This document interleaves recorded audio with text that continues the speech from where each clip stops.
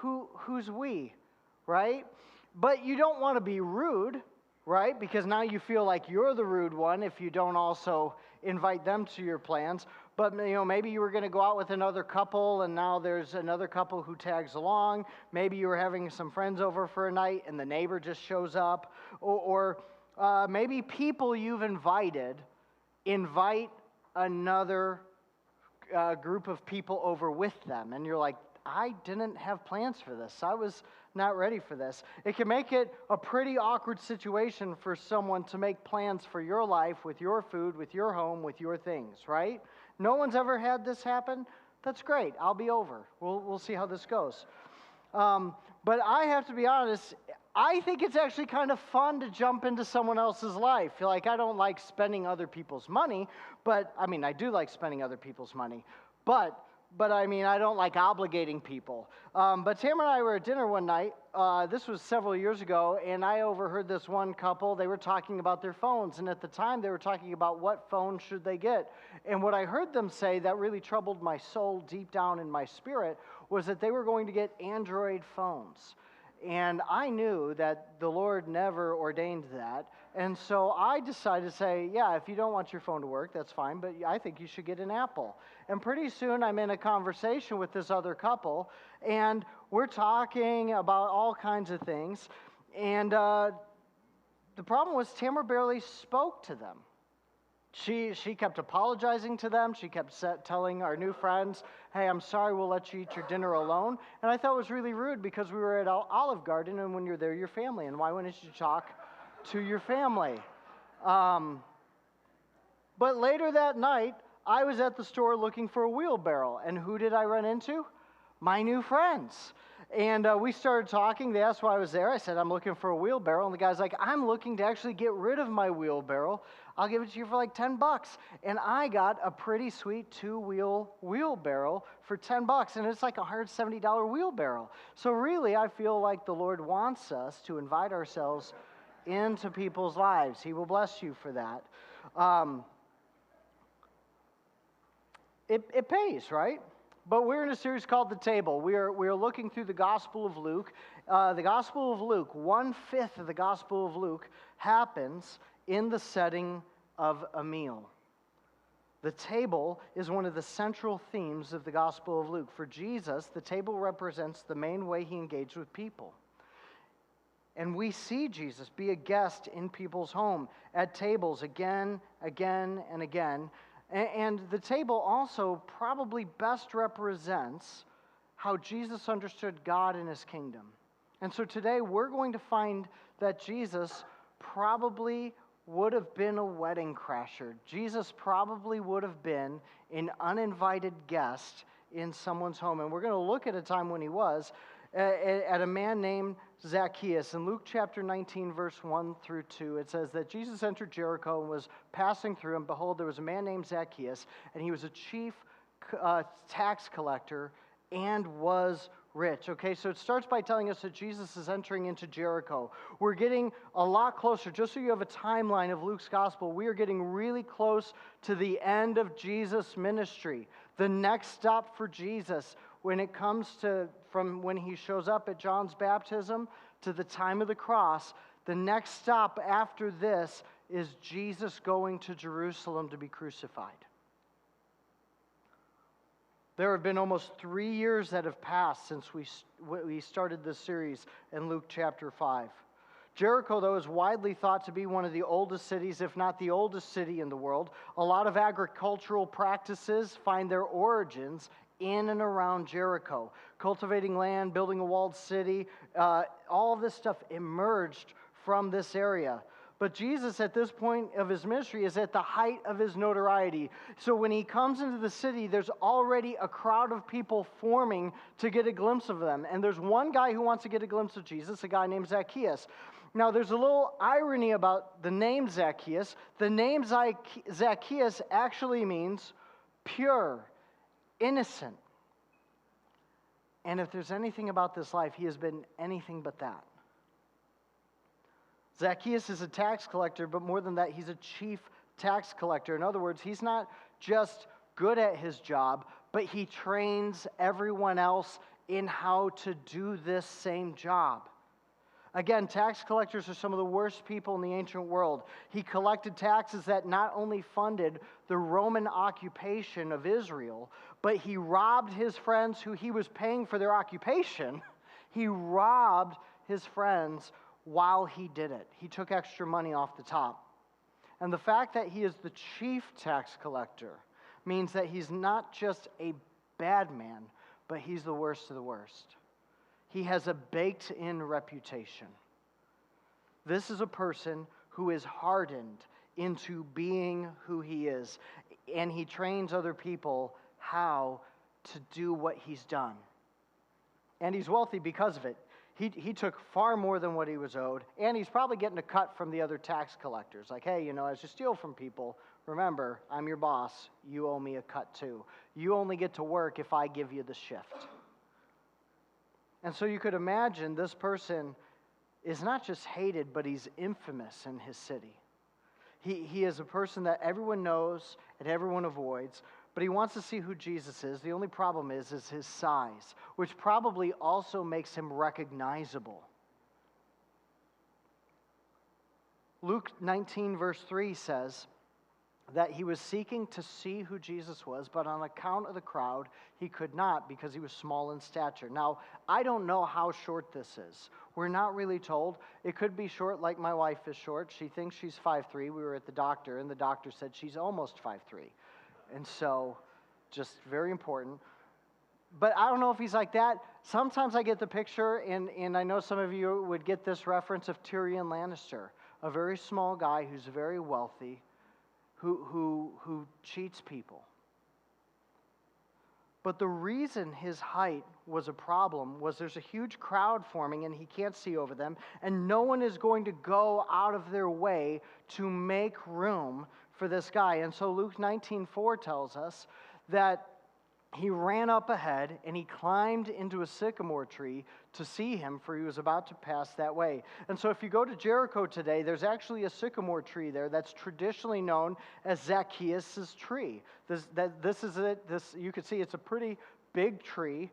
We don't know whether or not it is, but this is just the idea of the kind of tree that he may have climbed up into. It's big, it's leafy. He's a man who obviously is not trying to find attention, so maybe this is a place he could even be hidden in. But he climbs up into this tree to get an idea of where Jesus is going to go by. And somehow he figures out that Jesus is going to have to pass by this route. And so he positions himself to get a look at Jesus. Like, have you ever gone to a parade? And okay, sometimes you go early, you bring your lawn chairs, and you try to put them in the best position possible to see. And after you've gone to a couple, you might even realize, hey, if I don't put my chairs close enough to the road, there's going to be other people who will have no problem sitting and standing in front of me, right? So he's skipping all that. He goes ahead on the route. He's like, okay, Jesus has to pass by this area. Maybe it's a main intersection to wherever Jesus could possibly go. And he's going to climb up there because no one is going to get in his way. His only goal is to get a glimpse at Jesus. And you have to understand, that's all he's looking for. He is not hoping to meet Jesus. He is not trying to get Jesus' attention. He's not trying to be seen by anyone. He just wants to get a glimpse of Jesus. Look at how it said that in Luke 19:3. It says that he just wanted to see who Jesus was. That's all he wanted. He had heard stories about Jesus. He had met people who met Jesus. Maybe he heard that this was that rabbi who loved tax collectors. Maybe some of his workers quit on the job because they started following Jesus. And he's just got to know, who is this? I got to know. He just wants to see what he looks like. But what Zaccheus couldn't have known was that Jesus was going to come by looking for him. It says in verse 5 through 6, it says that when Jesus came to the place, he looked up and he said, Zaccheus, hurry and come down, for I must stay at your house today. And so he hurried and came down and received him joyfully. I almost picture that he's in such a hurry to come down that maybe he fell out of the tree a little bit. Like, he wasn't as careful. Like, boom, okay, no, I'm fine. It's okay. It's all good. But Zacchaeus didn't climb the tree to meet Jesus. He climbed the tree to see Jesus. And he definitely didn't expect Jesus to know who he was. He definitely didn't expect Jesus to ask to come to his house. I've thought about this. Like, I wonder why Jesus knew who Zacchaeus was. And maybe it was that he was just God, and he's just like, okay, I'm going to go to Jericho, and I'm going to look up in that tree. I'll know it when I see it. But I also wonder if it's because Matthew is right there next to Jesus, and they're coming up to this tree, and they see this guy in a tree, which is not where you normally see people. And Matthew, based on his stature, says to Jesus, is that my old boss? Oh, that's your boss? What's his name? I don't know. I don't know why. But think about it. All these people are out there to welcome Jesus. They all have the best seats. They're all as close as they can get to see Jesus. Like, have you ever gone to a ball game and you paid a little extra for your better seat? And then maybe the t-shirt guy comes by, or maybe they're doing a raffle, and then they pick someone's number that's up in the rafters? No, you don't do that, because it's actually set up that you can't pick the guy in the rafters, because they want to make sure the people in the better seats had the better experience. If you want a better experience, shell out a little bit more money and go to the better seats, right? Well, Jesus isn't coming along the parade route and looking at the people who have the better seats. He picks a guy up in the nosebleeds.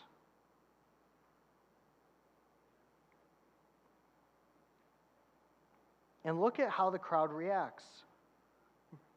Verse 7, what do they say? He has gone to be the guest of a man who's a sinner. Why didn't he come to my house? Why didn't he pick me? My family would have loved this experience. I would have had a story to tell my friends, and even if it wasn't me, there's at least a dozen people around here who deserve this experience more than this guy does. I think we all have this picture in our heads that we're humble people. But the way to know if you're really humble is how happy we are when something good happens to people we think are beneath us. Sometimes I think I've really been growing in my faith and my walk with Jesus, but then someone who isn't performing to my expectations, or maybe even someone who is really failing at life, gets an opportunity I don't get, or they get ahead of me, and there's a twinge of jealousy that pops up, except I won't come out and say, I'm jealous. I've never met anyone who is jealous who says, I think I'm jealous of you. You know what I'm saying? That's not how jealousy presents itself. How jealousy presents itself is as an accusation. You did something wrong to get this. There's been an injustice. If people knew what you were like, they would not have allowed this to happen. That's how jealousy comes out.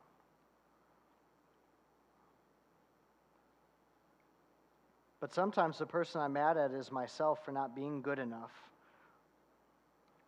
And sometimes the person I'm mad at is God. God, why couldn't it have been me? God, why would you do something for them? Why would you pass over me? This crowd is like a metaphor for how we see ourselves with God. And I think we like the idea of Jesus more than we like the person and purpose of Jesus.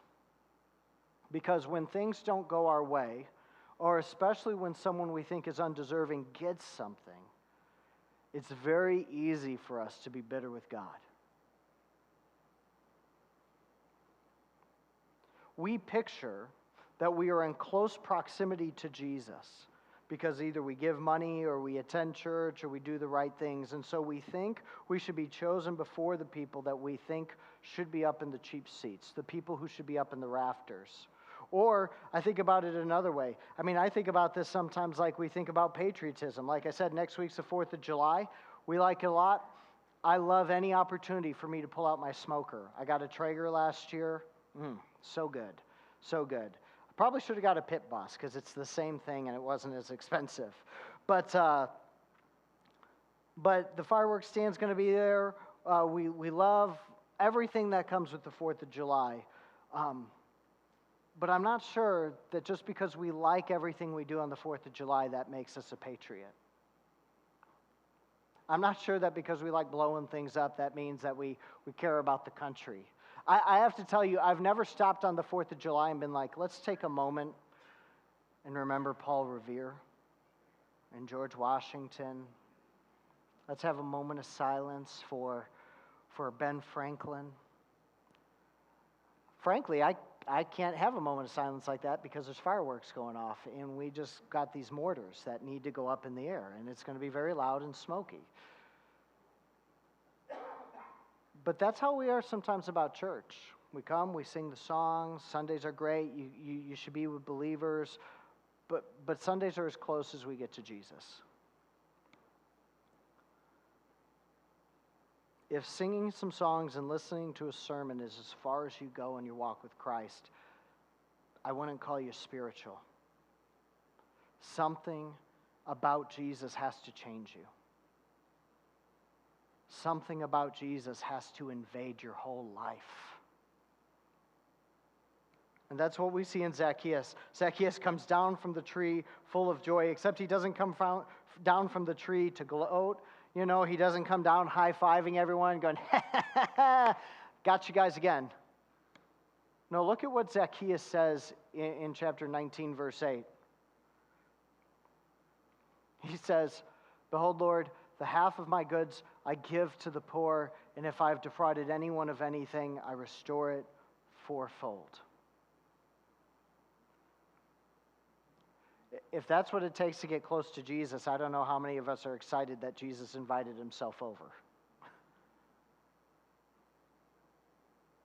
I've been a pastor for 16 years, and I only know of one time where I saw anything like this happen. It was 16 years ago. The guy's name was Mike. He worked at a gas station that I would visit. He was a pot smoker who sold weed sometimes in the middle of our visits. The most important thing in his life was his guitar. He played that thing all the time. But he said, hey, I want to figure out this Jesus thing. And so for over a year, I would go to him during his shift while he was at the gas station. And he worked the night shift. And it was 11 o'clock at night when I'd go in, and sometimes it was 2 in the morning when I left. It was a very exhausting way to meet someone for a Bible study. But after about a year of talking Jesus with me, not only did he get baptized, but he quit drinking, he quit smoking, which was good, he needed to. But what caught me off guard is he sold his guitar and he gave all of the money to an orphanage. And this was a guy who didn't even have a bike to ride to work. And when I look back, I'm actually heartbroken because the irony was that I was the guy trying to tell him he didn't have to do that.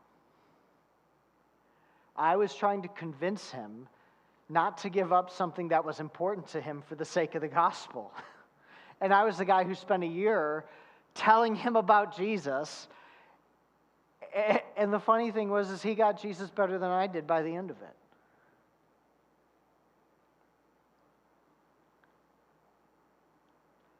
Zaccheus gives away half of what he owns to the poor. And I don't know if that means he decides to sell half his stuff or if give the proceeds to the poor or he just starts dropping things off at Goodwill or what that means. But the idea is he doesn't need what he has. He doesn't need what he has. Everything he did to build up a good life for himself, he knows it doesn't matter anymore. And some of you know that. Some of you have gotten everything you've wanted out of life, and you're not any happier for it. I mean, some of you have goals that you've set up. You know, once I get the house, once I get the car, once I get here, then I'll be happy. Once I get the job, once I find my place in the world, then everything will be okay.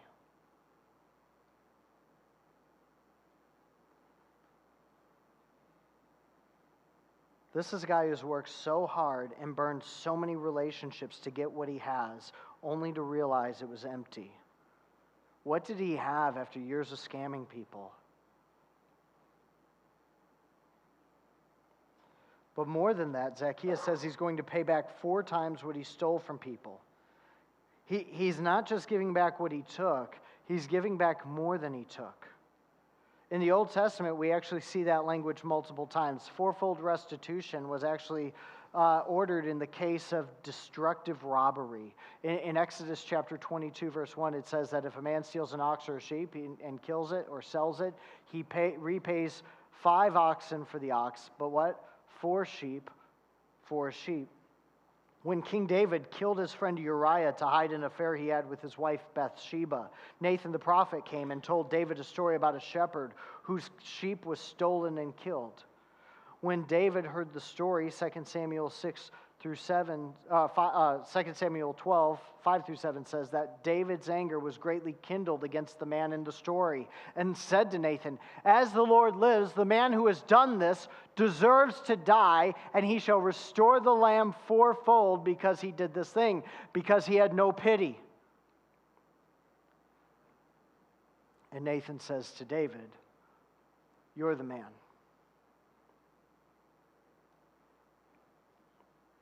You did this because you murdered Uriah the Hittite, and you stole his wife." The tragedy of that story is it went just like David said. And by the end of his life, 4 of his sons would die tragically.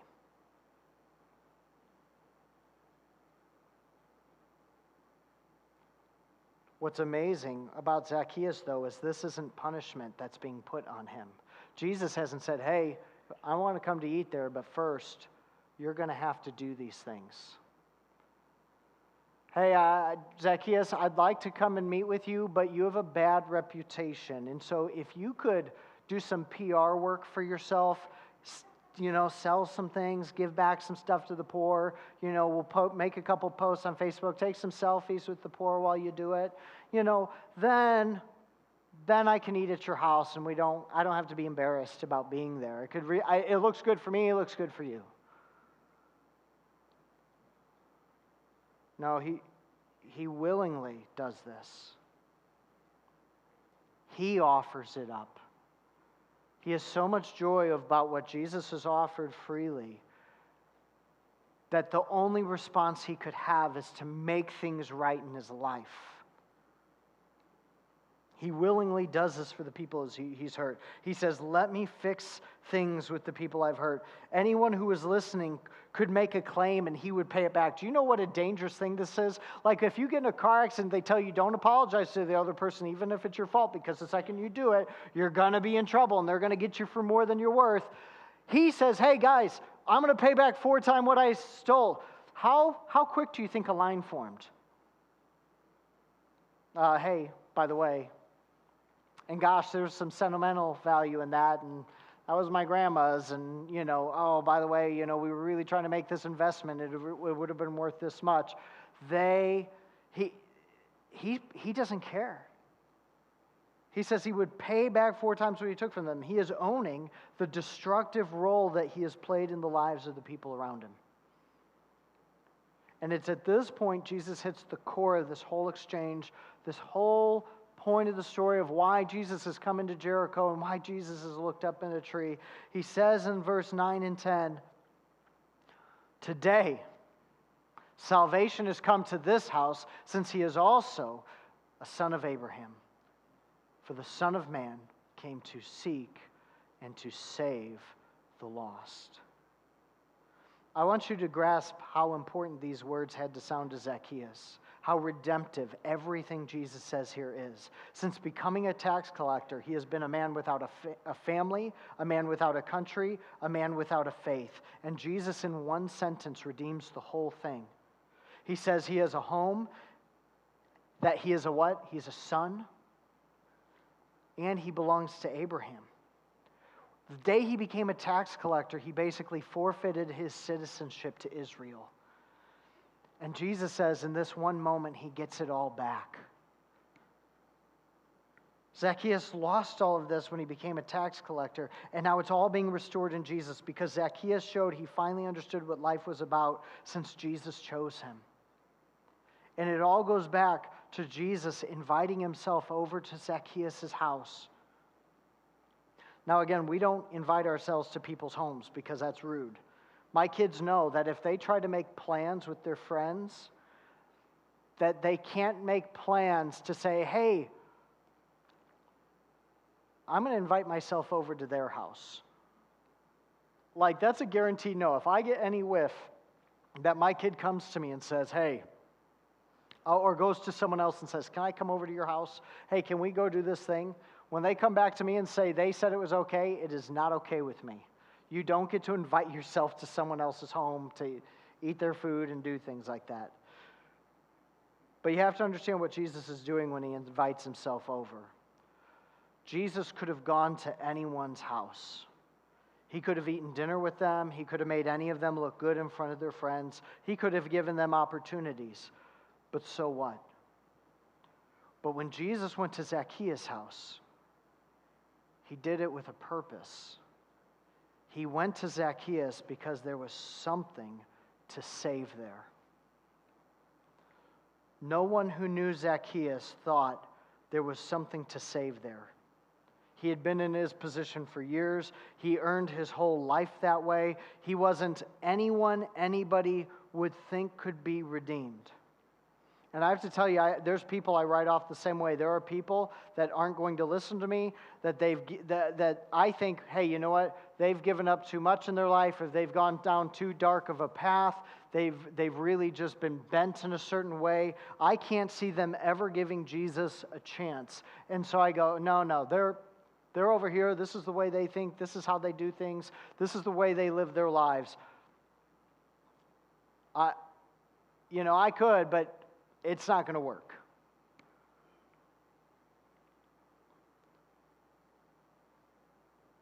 I can't imagine that they'd give up everything they have in their life. But there's a reason Jesus picks Zacchaeus. Everyone in the crowd around Jesus wants something from Jesus. They want to say where they were when Jesus came to town. But Zacchaeus is the only one there who doesn't think he deserves anything from Jesus. He just wants to have a chance to see Jesus. Jesus would easily take one Zacchaeus, over a crowd who has everything to offer. Like we saw last week, Jesus happily leaves the 99 to find the one. This is not just something Jesus says. He practices it in his life. And so when Jesus invites himself over to Zacchaeus, he is taking the value the crowd has on him, and he is giving that value to Zacchaeus. Everyone's here to see me, but Zacchaeus, I'm here to see you. He is elevating Zacchaeus by going to his house. And maybe for the first time in his life, Zacchaeus is being lifted up to a position no one has ever given him before. And Jesus had nothing to gain. If anything, going to Zacchaeus' house will ruin Jesus' reputation. Jesus had everything to lose, and without hesitation, he still invites himself to be a guest at Zacchaeus' house. And Zacchaeus ends up, I believe, paying back fourfold to the people he's hurt and giving away half of what he has. Not because he has to, but because he realizes he can never repay Jesus for what he's done for him.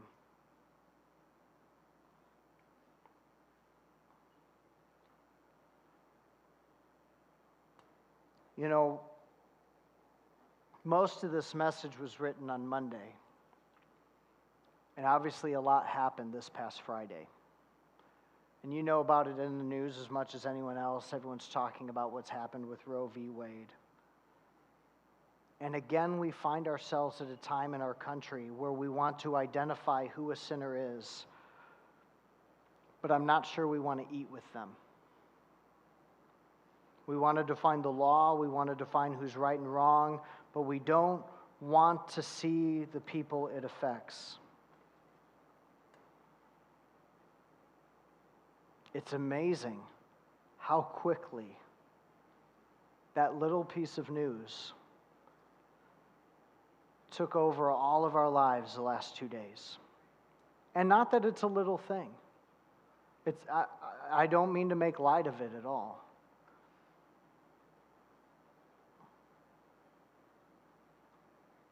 But I think there's a lot of times when things happen in the news that we can end up in the crowd around Jesus, waiting for Jesus to come. But I'm not sure we're always where Jesus is. And I've thought about this just since Friday when everything happened. Where is Jesus going to be these next few months? And I'm not sure he's going to be at the Supreme Court. But I do think he's going to be with pregnant and expecting women who are hiding, hoping that God sees them. I think Jesus is going to openly go where the people in need are, no matter who they are, no matter if they're on the wrong side of public opinion or whether they're on the right side. Because Jesus does what is good even when we don't. And he invites themselves to the tables of people like Zaccheus.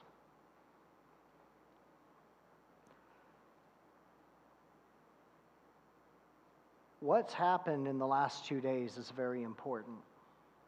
And it's going to have a huge effect on a lot of lives. But what we need to be careful of as this happens is that we don't just end up as people who are trying to identify what is right and what is wrong about it, and where are people in terms of that, trying to determine, do we know who the Zaccheuses are in the world? What we need to do is we need to see the people that Jesus sees. Because the most important thing you can do if you want to change the world is to be different yourself. To let Jesus shift you, to let Jesus change you, and for you to invite yourself into someone's life who needs you. And so this morning I want to teach you how to be a dinner crasher. I think we greatly underestimate the power we can have in being someone's friend, in being a part of someone's life, of inviting ourselves to be a part of other people's story. A lot of times we have that attitude, I don't want to bother you, I don't want to be rude, I don't want to step into your life. You know, you got a lot of things going on. Let me just hang back over here.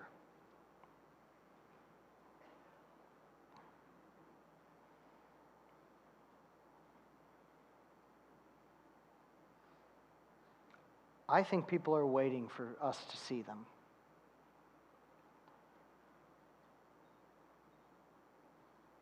When you invite yourself into someone's life, what you're doing is you're joining Jesus in his mission of seeking and saving that which is lost. So how do you seek and save that's what's lost? How do you join Jesus in his mission? How do you invite yourself over for dinner? And the first thing I'll tell you is you got to learn to be more interested in Jesus than the idea of Jesus. This whole crowd likes the idea of Jesus.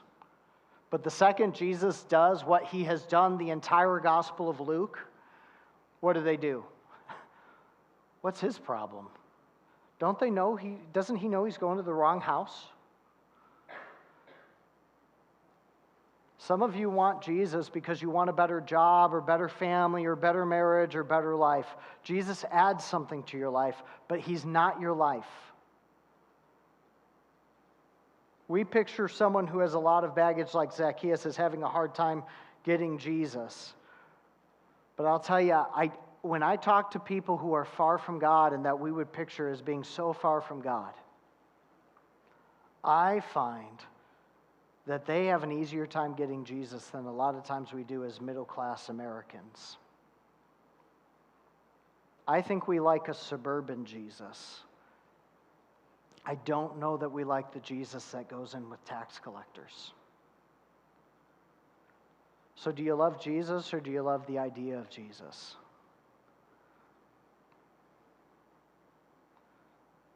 But 2, what sycamore trees do you need to find yourself in? And I mean that in 2 ways. On the one hand, what sycamore tree do you need to just get a better view of Jesus? You know, some of you do not take care of your spiritual life. So, some of you don't spend time in prayer. You don't spend time in the Word. And you can feel the effect it has on your life. And here's the thing I want you to get from that. I'm not trying to guilt you in that. What I'm actually trying to get you to do is to understand there's a barrier that we put up for ourselves in seeing Jesus. We put ourselves in a sycamore tree and we go, that's as close as I could get to Jesus. I'll go to church that one time, or I'll sit back, or I'll participate on this kind of superficial level. Not because, you know, we got better things to do, but because we don't feel worthy enough to get any closer. And so we don't pray because we think Jesus doesn't want to hear from us. We don't read because we're not sure what we're going to find there about, is God going to have anything good to say about my life? Is it just going to show me what a terrible, no good person I am that I already feel? And here we have Jesus saying, no, I want you to come to me in prayer because I want to talk to you. No, I want you to be in this word because I want to communicate with you. I want you to know the heart of who I am. I mean, if you knew Jesus was going to see you like this and want to come to dinner at your house and be with you and spend time with you, I don't think you'd be afraid to pray. I don't think you'd be afraid to go to him in the word. I think you would feel a freedom to actually engage with the God of the universe and know that you were one of his children.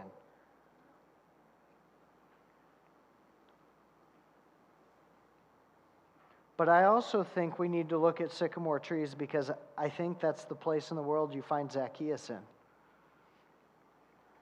Because I think the better look you get at Jesus, the better idea you have of where is Jesus looking.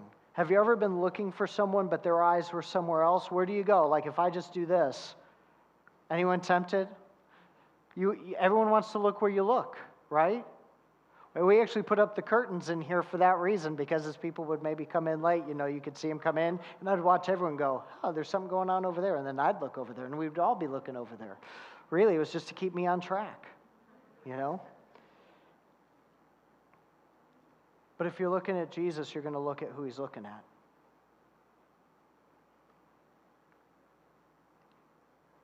And that's why I want you to pray. That's why I want you to be in the Word, because I think then you'll start to see the people that are unseen.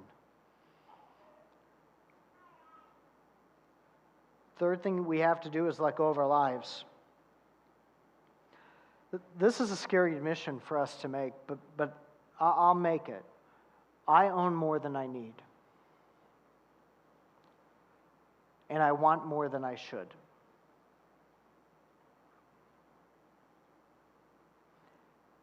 And more than that, I am willing to let others go without to do so.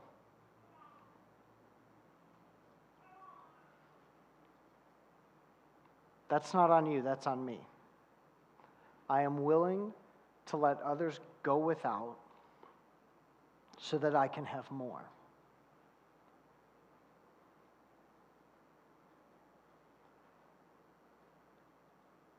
And I think what that reflects of my life is that even after 16 years of what Mike showed me, the guy with the guitar, is that I still have not embraced the lesson of who Jesus is. That I don't know what Zaccheus knew naturally when Jesus came to his house. And so what I have to ask myself is, what is something I can say no to because I want to give life to someone else?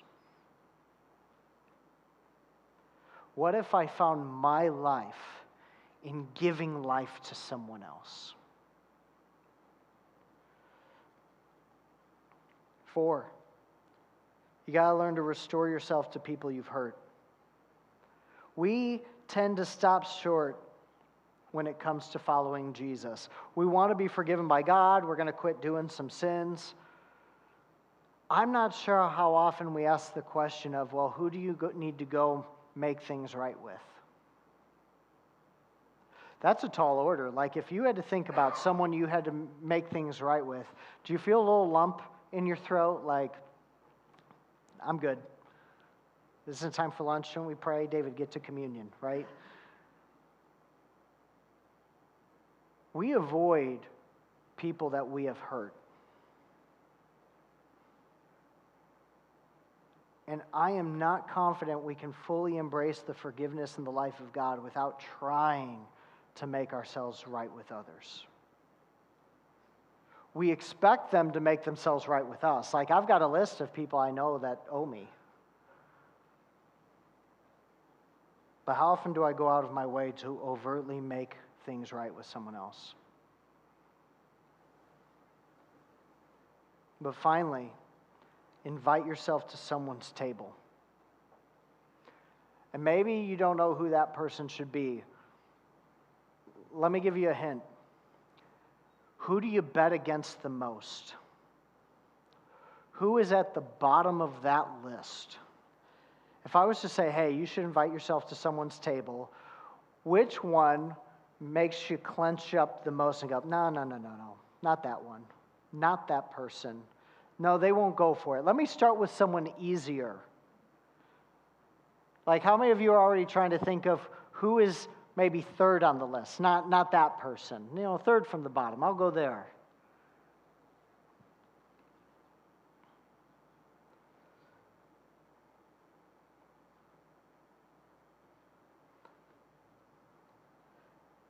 Here's the thing. Jesus doesn't go to Zaccheus' house to stand up for the little guy. This isn't about some justice he's trying to get in there. Jesus is trying to have Zaccheus understand about himself what God has already known about him. That he is deeply and wonderfully loved. That he is fearfully and wonderfully made.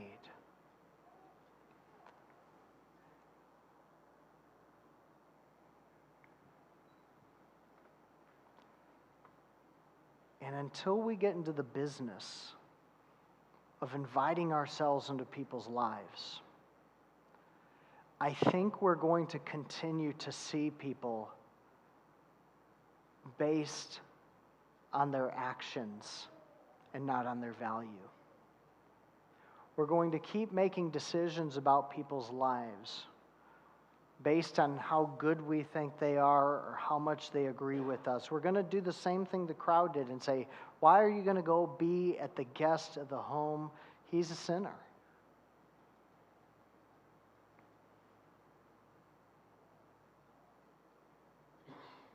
And we're not going to get that the reason that we need to do that is because Jesus entered into our lives too.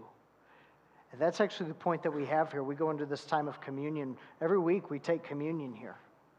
We do it at the end of every sermon. We come and we eat and we drink this bread and this grape juice that represents the body and the blood of Jesus. But what it represents in the bread, the very first thing you take is the bread. And what it represents in the bread is that Jesus came and was one of us. That God wasn't far off, disinterested in his creation, but that he became one of us. And not just that he became human, but he became exactly like us. He's born poor. He's born to a family that immediately, his birth ruins that marriage and that couple's look in the world. Because look at this couple. They've had a baby outside of wedlock. Mary's pregnant. Who knows what's going on there? We don't think it's Joseph's. And Jesus is brought up in that reputation. He's brought up poor. He is brought up in every way that we are. Bad reputations, not having everything we think we should have. And then he lives among us, and he lives among who we would think is the worst of us. And we've seen that he doesn't care what table he goes to. If it's a tax collector, it's a Pharisee, he does not care what company he's in, because his whole point is to be one of us and with us. And every time we eat the bread, we remember that Jesus has entered into our world in this way. We remember that Jesus became a part of us in this way. He invited himself to the table. And thank God he did.